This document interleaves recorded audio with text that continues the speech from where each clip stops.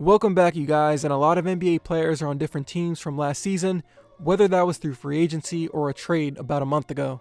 It's only been about 2 weeks of games so far, but there's been trends I want to talk about with these players. Some have been really good, just okay, or flat out terrible. I'm not going to mention every single player is on a different team, but these are a few I want to talk about.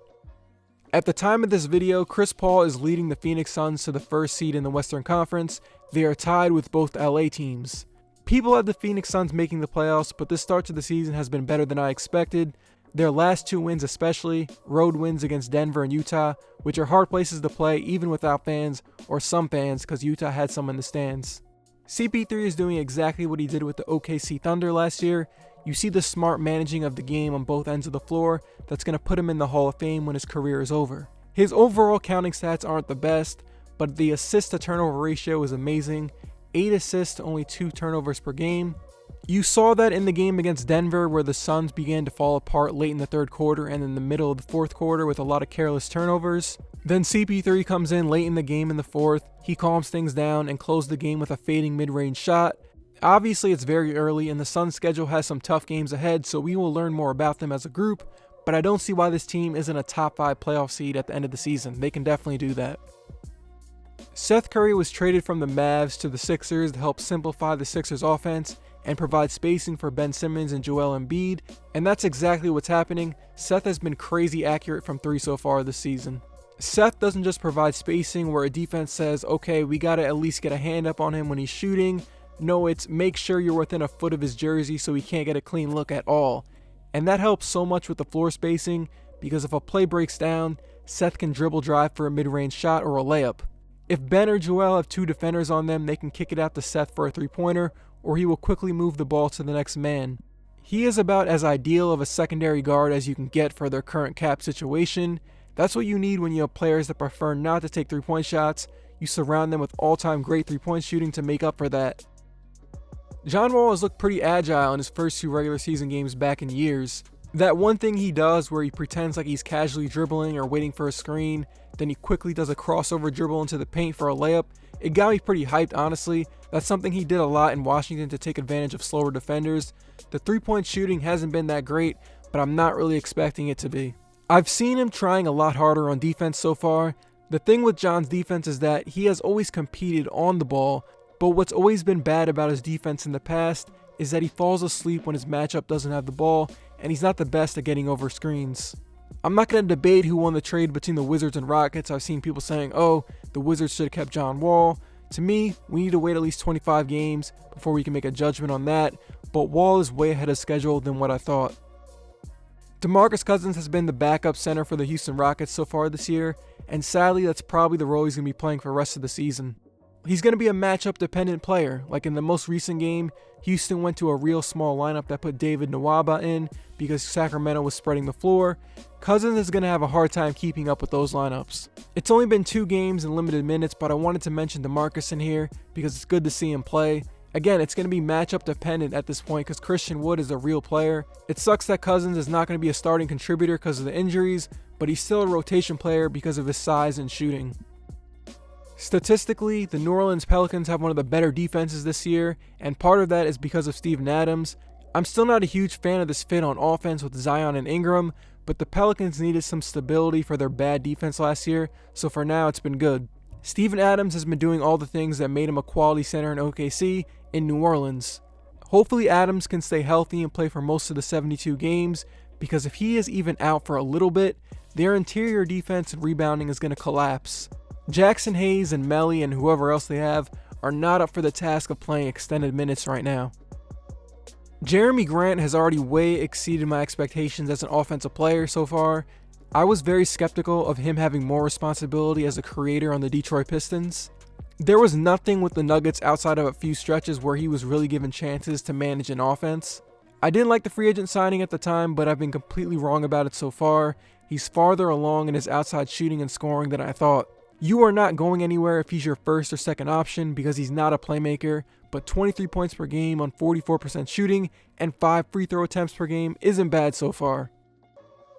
Trading away Danny Green and a late first round pick for Dennis Schroder was probably the best move the Lakers made in the offseason, and it's working out well. This team badly needed some dribble drive scoring at the guard position because outside of Rondo at times, there was no one at the point guard position for the Lakers who was getting downhill and putting real pressure on the defense. Dennis is really fast with his hesitation dribble. He's good at getting on the defender's hip and throwing up a layup. He's been the third scorer everyone is waiting for in LA, and I don't see anything that is not sustainable.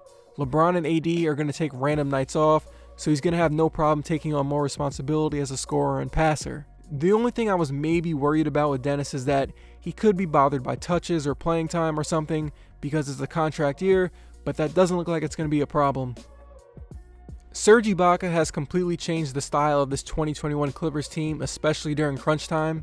They made the switch with Montrezl Harrell. If Trez was out there, he doesn't have to be accounted for anywhere else beyond 5 feet of the rim. Serge has the capability to make a perimeter jump shot and force the defender to come out on a screen. He gives the Clippers everything that they need at the 5. Last season, if they went to Harrell, he was giving up points. If they went to JaMychal Green at center, he's spacing the floor, but he can't defend the rim. Zubac is good, but he's not someone you play for 38 minutes a night. Ibaka gives you good enough defense and gives you a pick and pop option with Kawhi and PG. What helps even more is that they can bring Zubac off the bench for certain matchups, so Ibaka has cleaned up the center rotation and made it more suitable for winning games that matter, like a second round playoff series against a team you should beat. Christian Wood has been worth the hype for the Houston Rockets. He is the rare type of player teams are looking for.